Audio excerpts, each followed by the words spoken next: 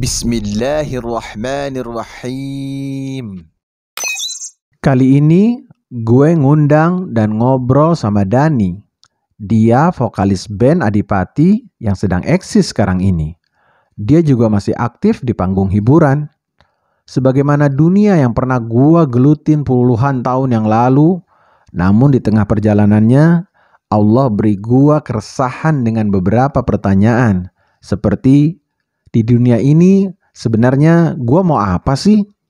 Kemudian pertanyaan, apa hidup yang sedang gue jalanin ini diridhoi Allah? Juga pertanyaan, di dunia hiburan dan segala pernik-perniknya yang sangat bebas ini, apakah dihalalkan atau diharamkan ya sama agama? Pertanyaan-pertanyaan ini terus membebani gue. Gue sadar, cepat atau lambat, gue akan mati. Dan gue akan ditanya secara rinci tentang seluruh yang pernah gue kerjakan. Sebenarnya apa yang gue pikirkan adalah sesuatu fitrah yang akan muncul pada diri semua manusia, apalagi muslim. Baik Dani atau siapapun artis dan pelaku dunia hiburan akan pernah memikirkan hal yang sama. Bedanya hanya pada dia mau peduli atau dia bersikap masa bodoh dengan semua itu. Bismillahirrahmanirrahim. Assalamualaikum warahmatullahi wabarakatuh. Alhamdulillahi rabbil alamin. Wabihi nasta'in wala umuri dunya waddin. Wassalatu wassalamu ala ashrafil mursalin Nabiyina Muhammadin sallallahu alaihi wasallam wa ala alihi wa sahbihi wa man tabi'ahum bi ihsanin ila yaumil qiyamah amma ba'd. Sahabat muslim, jumpa kembali di channel Musisi Pensiun, channel inspiratif, motivatif, ruqyah syar'i, dan juga kita akan berbagi manfaat. Apa aja yang bisa kita bagi manfaatnya, yang kita bisa nikmati manfaat itu di dunia, dan semoga itu sampai kepada akhirat kelak. Sahabat muslim, seperti biasa saya selalu kalau ngomong tamu saya istimewa, semua bilang istimewa, kata. Dari kemarin ngomong istimewa. Ya udah, karena memang tamu saya semua istimewa, karena memang konten saya insya Allah istimewa, karena itu tadi kita coba cari yang bermanfaat. Bahkan kalaupun saya mengundang superstar, rockstar, dan lain-lain, saya nggak akan ngomong star-starnya ke sana. Saya akan tetap ngomong setarnya itu setar akhirat insya Allah. Oke, kita sapa dulu, ini dia Dani Adipati. Assalamualaikum warahmatullahi wabarakatuh. Waalaikumsalam warahmatullahi wabarakatuh. Masya Allah. Ya. Saya memang dari kemarin bikin tema gini, musisi pensiun versus musisi aktif. Masih aktif. Versus musisi pensiun versus musisi aktif. Gak cuma tentara yang aktif. Masya Allah. Oke, ini dia Kang Dani Adipati. Adipati itu grup band ya? Grup band kan? Dani Adipati, ente siapa? Vokalisnya ya? Vokalis, sebagai vokalis. Oh, vokalis itu.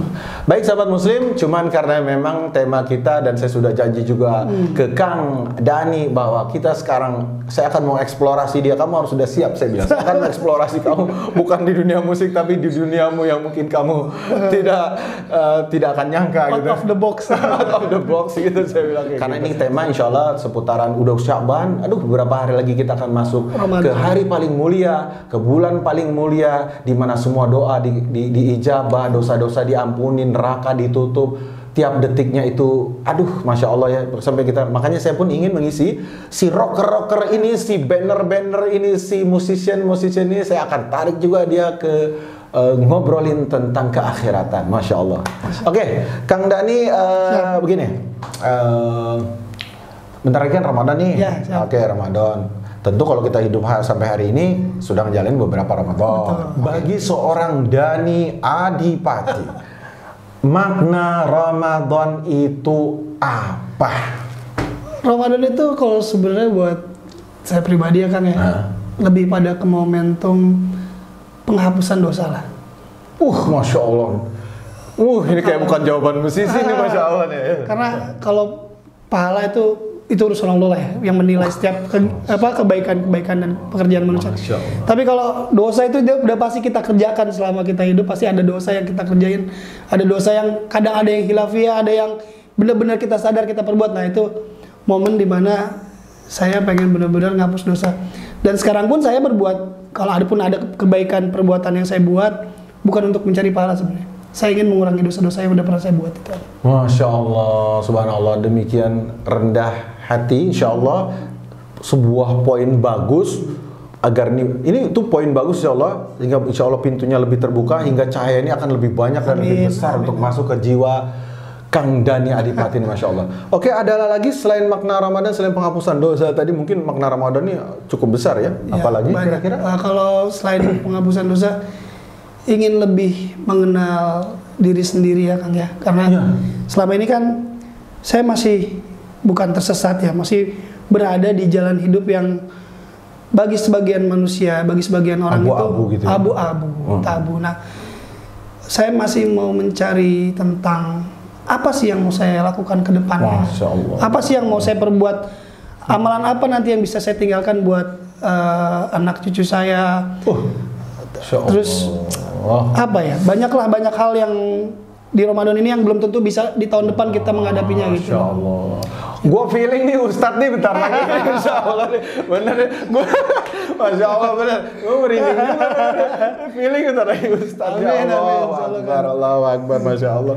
Jadi tadi gue coba bungkus, yaitu momen dimana lu memaksimalkan berusaha untuk pengampunan dosa ya.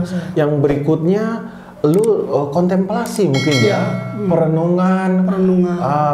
Karena selama ini memang belum di mana sih gitu. Ya. Mau kemana nih? Belum jejak juga ya. Belum jejak juga. Lu sendiri belum jejak juga ya. Lu masih coba lihat ke sana, lihat cahaya di mana di mana gitu ya. Masih gitu. Masya Allah ya. Oke, sekarang nih, sorry nih ya, gue kasih lu pertanyaan yang berat-berat. Berikutnya, sorry kalau lebih dalam sedikit ya. Setiap orang dia menyatakan diri atau tidak pasti punya prinsip hidup, punya falsafah hidup. Oke, bagi seorang Dhani Adipati, apa sih prinsip hidup dia? Apa sih falsafah hidup dia? Dan kalau gue mohon agar falsafah dan prinsip hidup ini juga ada kaitannya dengan setelah lu sudah tidak eksistensi lagi di dunia ini ke akhirat, apa dah? Falsafahnya ya, berusaha apa ya, jadi manfaat buat orang lain. Oh, jadi lu punya prinsip lu harus bermanfaat bagi orang lain. Iya. Lanjut terus. Karena apa ya, dulu pernah ngerasain dimana kita butuh tapi nggak ada orang lain yang membantu. Oh, Masya Allah. Nah, ketika itu saya nggak pernah, dari situ mulai benar kata Rasulullah, kata Allah, jangan pernah bergantung sama manusia terlalu berlebihan gitu ya. Oh, Masya Allah. Nah, dari situ berusaha ya udahlah kita berjuang sendiri sampai punya prinsip kalau gue susah pun gue akan minta sama Allah dan gak akan minta bantuan sama manusia dalam hal yang berlebihan. Oh iya, betul. Seperti itu aja. Oh, jadi lu punya prinsip satu, gue tangkap tadi bahwa lu berusaha untuk bisa menjadi membantu orang lain gitu ya. Karena lu merasakan ketika lu lagi susah dan lu kesulitan untuk mencari bantuan, itu terasa banget gitu. Kemudian yang kedua, lu merasakan bahwa ketika lu bergantung sama makhluk ya, sama orang, kecewanya lebih banyak kecewanya. Banyak kecewanya ya. Masya Allah. Jadi ini pelajaran tauhid, Masya Allah ya. Apa namanya ya, Kang Dhani tadi berusaha untuk lebih bermanfaat. Tapi itu kata Rasulullah SAW juga, manusia yang paling baik, muslim yang paling baik itu adalah muslim yang paling bermanfaat bagi orang lain. Itu Masya Allah. Yang kedua, itu yang lu omong tadi tuh puncak, agak termasuk puncak, yaitu tentang tauhid, di mana lu menggantungkan semua harapan lu, semua hidup asa dan cita-cita lu hanya kepada Allah, di mana Allah ngajarin lu tauhid tadi. Ketika lu gantungnya agak berat ke sini, ke bos lu, ke instansi lu, ke apa, ternyata paku gitu ya. Nah, itu pernah dirasain beberapa bulan dan beberapa tahun. Mungkin ada cerita, mungkin apa? Adalah gimana? Ketika saya pernah nolongin temen, dan ketika kita susah minta bantuan ke temen, nah temen itu nggak bisa bantu. Bukan kecewa karena dia nggak bisa bantu, tapi ketika dia nggak bisa bantu, dia malah dalam kondisi yang senang gitu, maksudnya. Oh, lu lihat dia kondisinya, lu pikir kayaknya dia lagi lapang nih ya gitu, tapi pas lu lihat kok nggak bantu gua gitu ya. Seperti itu. Nah, makanya dari situ, oke, lu pelit sama gua bayiin lo. Gitu loh. Iya. Serius? Ini bukan di kamera ya? Iya, bener. Lu gitu sama gua istilahnya? Iya, gua akan baik dengan kebaikan sama lu. Kalau lu nanti susah, gua bantu. Pintu gua terbuka lebar gitu. Dan Masya Allah, tapi bukan kamera ya? Benar. Itu kejadian. Allah. Saya nggak pernah ngebales perbuatan teman yang mengecewakan saya dengan hal yang sama dengan dia. Karena kalau saya lakuin itu, nggak ada bedanya saya sama dia. Kalau kata Mario Teguh, super sekali kalau kata gua. Masya Allah nih, gua nggak nyangka juga nih jawaban. Lu bilang, bentar lu, kayaknya Insya Allah dah 6 bulan sekali Ustadz lu. Masya Allah. Nanti belajar sama Kang Rizky. Masya Allah, Masya Allah. Oke, nah berikutnya gini, Kang Dani. Oke, Oke, ini yang agak santai mungkin ya, yang agak pernik-perniknya, tapi boleh juga ada yang beratnya. Selama Ramadan itu, lu biasanya ngapain sih? Dan mungkin sama istri, sama anak, mungkin sama keluarga besar, kerabat, biasanya ngapain? Apa yang menarik? Apa yang biasa rutinitas? Apa biasanya, Dan? Rutinitas sehari-hari selama Ramadan ya biasa tarawih. Oh, sama kayak orang gitu ya? Kayak orang biasa. Cuman kadang lebih banyak ke sekarang nih lebih banyak ke kayak bikin nasi bungkus buat takjil orang-orang buka puasa. Kayak gitu bro? Oh masukin ke, di masjid-masjid gitu ya? Iya di masjid. Kadang kayak tahun lalu saya pernah bikin itu ngajak teman sih, karena kalau sendiri kan terbatas kemampuan saya. Akhirnya lu koordinir orang-orang gitu? Lu yang punya duit lu? Iya gitu? bantuan. Nanti saya kegiatannya lebih ke itu. Karena saya juga kadang ngerekrut teman-teman yang ada di Tambo ya, musisi.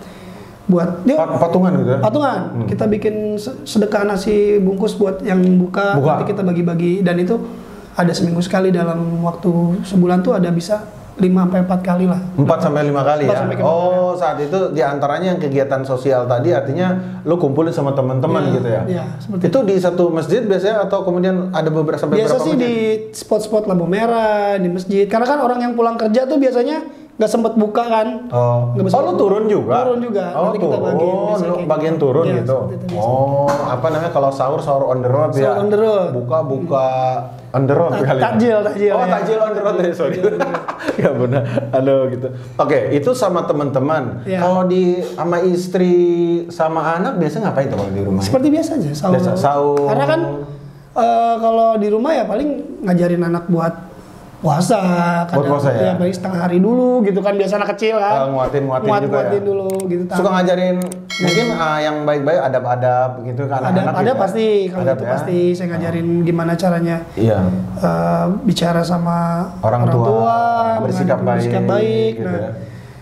Paling yang sering ngajarin tuh baca ayat pendek biasanya gitu. Oh, lu ngajarin anak? Iya, ngajarin baca ayat pendek kayak Anas gitu. Anas yang beda-beda gitu ya. Juz 30 tuh ya. 30, terus sama doa-doa sebelum makan, sebelum tidur, nah seperti itulah. Oh gitu? Iya. So bapaknya hafal dong nih. Biasa kan gitu, di sekolahnya jadi PAUD pada hafal, anak-anak dites sama ibu, pas bapak ibunya nggak hafal. Doa masuk kamar mandi gitu, nyarahun gitu kan, nggak pada tahu. Aduh, Masya Allah ya. Kalau dengan kerabat, dengan keluarga besar lu ada di Bogor nggak sih? Keluarga besar campur-campur Kang, karena jadi ada keluarga besar, ada yang di Sukabumi, ada yang di Bekasi, ada yang di Jakarta gitu. Jadi putaran tapi masih Jawa Barat. Barat. Bekasi, Sukabumi, Jakarta. Oh, putaran di situ ya. Oh iya, bapak ibu masih ada? Udah nggak ada. Oh, udah nggak ada. Oh, Masya Allah. Terakhir ditinggal bapak 2014, almarhum, meninggal di Sukabumi, dimakamin di Sukabumi. Kalau almarhum nyokap itu dari saya umur 9 tahun. Kalau mertua masih ada? Mertua masih. Dua-duanya lengkap ya? Enggak. Oh, tinggal ibu. Tinggal ibu. Sorry kalau gua tanya sedikit. Lu kayak belajar ilmu agama atau taklim, hadiri majelis taklim, majelis ilmu gitu ya? Ya. Bagi seorang musisi nih gue gak apa-apa ya, tapi nggak usah tidak kita anggap pria ini, tapi sekedar buat membangkitkan motivasi dan inspirasi. Ada juga nggak sih, Dan? Kajian belum ya? Belum. Paling YouTube ya lu ya? YouTube. Rata-rata YouTube ya? Kadang saya baca artikel-artikel gitu. Baca artikel ya? YouTube dan lain-lain itu kadang-kadang lu mungkin ada kesulitan apa, lu coba ketik gitu ya?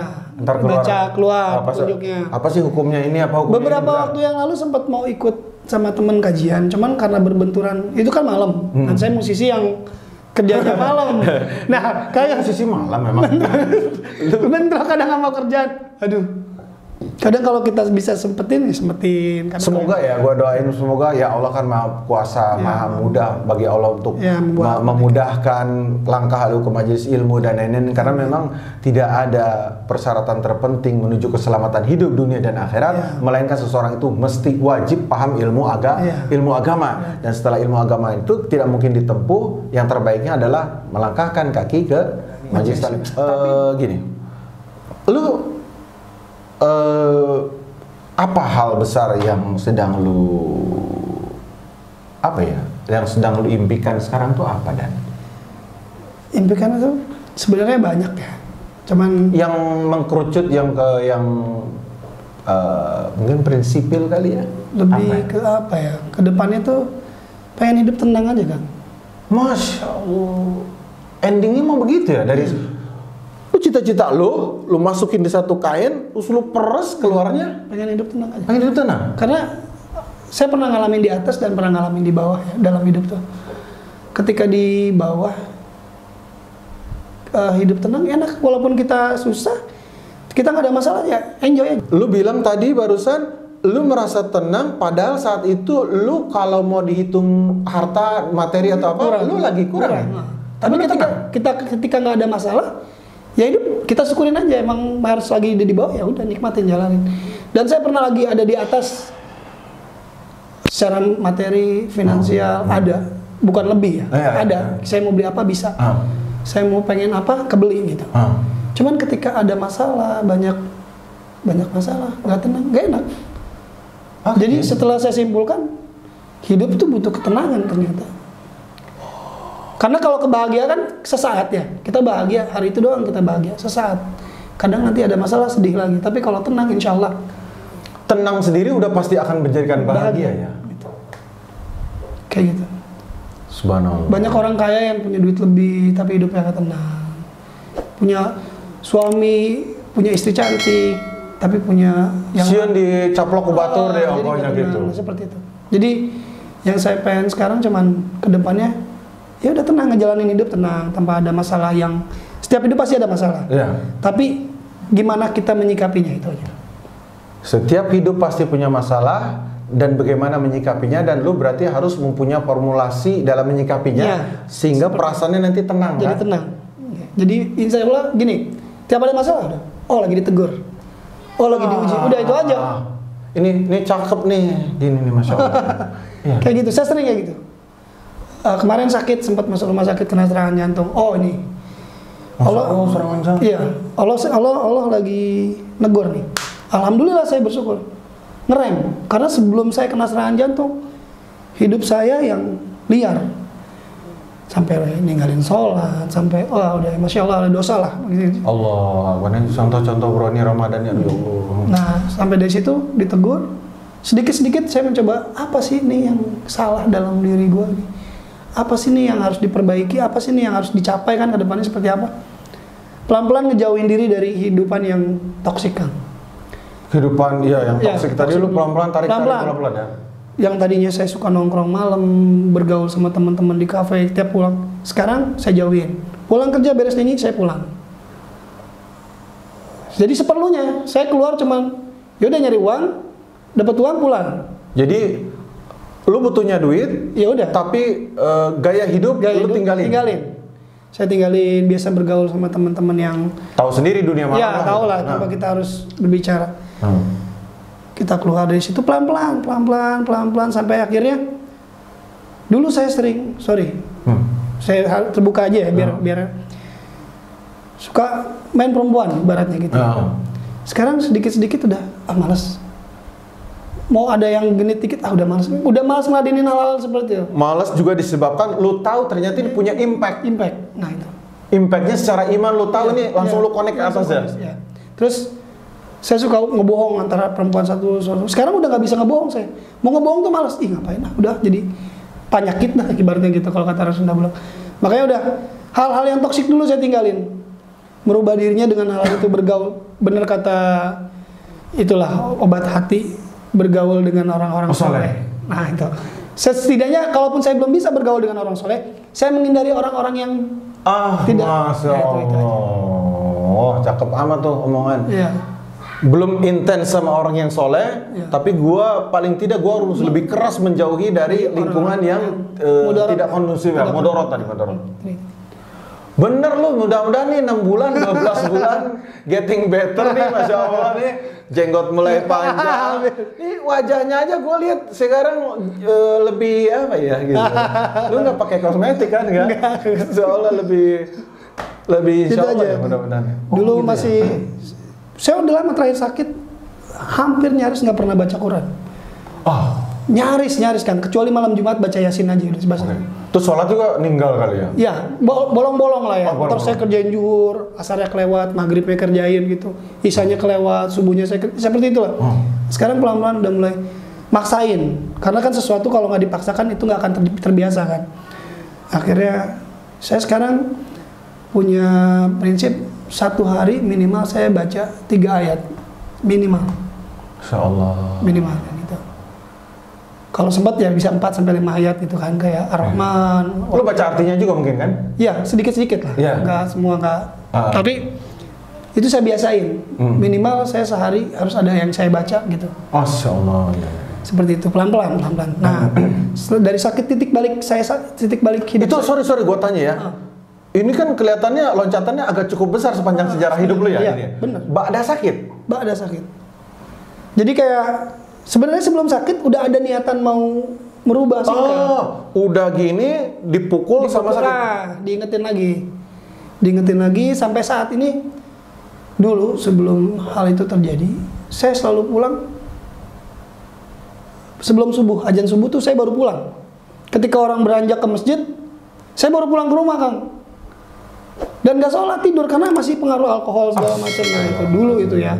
Sebelum makanya kan kita ketemu waktu saya diobatin segala macam kan. Gua aneh kayaknya kayak apa itu, gitu itu ya. pemulihan, Kang, ngeluarin hal-hal yang termasuk darah kita, mungkin saya banyak bercampur dengan hal-hal yang gak baik. Makanya saya Kayaknya memang gue dipertemukan ke lu juga udah timingnya kan ya? qadarullah kan. Jadi lu ngomong qadarullah, apa, Masya Allah nih, Masya Allah gitu ya. Oh ditemuin pas lu mulai start gitu ya? Jadi apa ya, titik baliknya itu ketika sakit dan ternyata emang semua tuh kayak direncanain sama Allah nih, lo harus sakit, lo harus berubah. Kan kita punya feeling keimanan Ya, ya. chemistry. Lu ngerasa nggak sih kayaknya track ini sedang dibuatkan buat lu? Jalur ini sedang dibuatkan. Ada sedikit jalan. Kan kemarin masih nyari jalan buat kemana nih sebenarnya? Jalan, bukan jalan Gua tobat. mau kemana gitu ya, kan, bukan gitu jalan tobat, jadi jalan hidup yang lebih baik. Mau kemana nih? Nah, ketemu teman-teman yang tadi saya bilang belum bisa bergaul sama soleh, setidaknya saya menjauhi dan insya Allah ketemu sama orang-orang soleh juga gitu kan. Nah, seperti itu mungkin salah satunya Kang Risam. Mudah-mudahan insya Allah. Jadi emang banyak musisi yang alhamdulillah, bukan cuma saya doang sih ya, yang udah mulai sedikit-sedikit merubah. Gitu. Ada teman-teman yang seangkatan saya di musik. Nggak searengap teh menurutnya. Enggak, karena mungkin satu juga mereka berpikir apalagi sih yang dicari dalam hidup gitu. Emang pada titik tertentu manusia semua ngalamin apa yang gua alamin sebagaimana gua alamin. Iya. Cuman mungkin gua udah jauh banget dulu ya, udah belakang. Nah, ini kayaknya insya Allah doakan deh. Siapa yang nonton ini doakan, gua akan bikin episode berikutnya di mana dia sudah menemukan jalannya nih. Ya nggak tahu, terserah dia, walaupun dia belum apa, dia bilang enggak, tapi yang menentukan hidup dia adalah Allah Subhanahu Wa Taala, dan doa antum semua pemirsa dari musisi pensiun. Lu apa yang sedikit, walaupun lu kelihatannya durasinya lu perpindahan ini sepertinya baru-baru aja, beberapa bulan, tapi gua rasa kalau lu ungkapkan dalam satu kalimat, satu paparan nasihat atau satu paparan untuk berbagi, gua rasa ini kelihatannya cukup besar. Gua minta lu sampaikan itu buat teman-teman semua di channel Musisi Pensiun, termasuk buat gua, siapapun kita ingin mendapatkan suatu ibroh pelajaran dari perjalanan lu sekarang. Apa ya? Seperti apa ya? Bebas saja, terserah. Apa yang lu, teman atau bagaimana, lu kalau ada punya niat, lu bermohon pada Allah atau apa, terserah. Intinya buat semua teman-teman yang masih berada dalam lingkup seperti saya, kalaupun belum bisa berubah total, setidaknya menjauhi hal-hal dari yang setidaknya tidak bermanfaat. Itu aja dulu. Karena yang dicari dalam hidup sebenarnya keberkahan kan. Wah, insyaallah. Keberkahan. Jadi mau dapat rezeki besar pun kalau Allah nggak ridho, nggak berkah, ya nggak akan jadi apa-apa. Dan itu saya udah pernah ngalamin hal itu. Jadi kalau niatnya dibalikin lagi buat hal yang baik, insya Allah mau sekecil apapun yang kita dapat, insya Allah jadi berkah, gitu aja. Sekecil apapun yang kita dapat, yang didapatkan, selama itu kemudian mengandung keberkahan, maka itu akan jadi hal yang baik. Jadi hal yang baik, menjadi cukup. Menjadi tenang, Ya. menjadi sehat, menjadi segala yang kebaikan gitu ya, keberkahan. Oke. Ada lagi mungkin? Ya, saya itu tadi seperti tadi awal saya bilang, bisa bermanfaat buat orang lain lah. Wah, Masya Allah nih poinnya. Jadi lu cari keberkahan semampu lu di setiap sisi hidup lu ya. Yang kedua, lu ingin menempuh bisa bermanfaat buat orang lain. Ini kemuliaan berat loh. Ingin berbuat baik buat orang lain, apalagi ketika lu orang kurang baik sama lu, terus lu mau balas dengan yang lebih baik. Ini pekerjaan berat sebenarnya. Intinya gini, saya berusaha sampai saat ini, dulu selalu ngikutin nafsu, Kang. Apa-apa, wah lu nggak cengli lu, nggak ini lu gitu. Sekarang saya berusaha cukup tahu dan berusaha buat ikhlas, itu aja. Wah, iya, ketika dia, oh ya udah, saya pernah nolongin temen udah baik, udah saya bantu ketika susah, bukan ngomongin apa yang kita perbuat, cerita ya. Kan kita nggak nyebut nama orang. Cerita. Ketika saya bantu dan dia sekarang lebih baik hidupnya. Ngomongin saya di belakang tentang kekurangan saya, dan sementara ketika dia ada kekurangan saya tutupi. Ya udah, akhirnya cuman oh ya udah, gua nggak akan balas, gua nggak akan menegur, gua nggak akan, cukup tahu dan biar, karena gini, perbuatan sekecil apapun Allah Maha tahu kan, nanti ada balasannya juga buatnya, itu aja. Ya. Sampai banyak, berapa kali saya bukan dihianatin ya, dikecewain sama teman. Oh ya udah, biar nanti perjalanan hidup yang menentukan gitu. Oh, gitu. Baik. Masya Allah ya. Tapi bagusnya tuh gini. Bagusnya lu walaupun lu masih main di sana gitu ya. Nampaknya hati lu cukup diberi kelembutan sama Allah. Diberi kelembutan tuh maksudnya begini.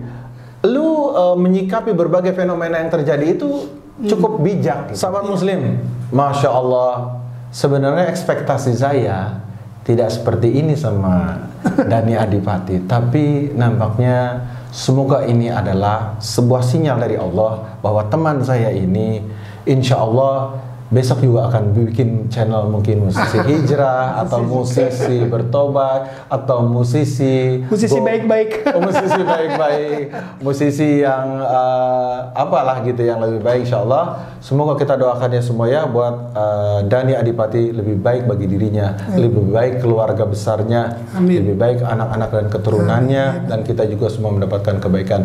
Semoga bermanfaat. Semoga Allah menjadikan bulan Ramadan ini adalah full kita pengampunan dosa, full kita bisa beribadah, dan kemudian kita keluar dari Ramadan nanti dengan keadaan dibersihkan dari dosa-dosa dan dijauhkan dari neraka jahanam ya Allah Subhanahu wa taala.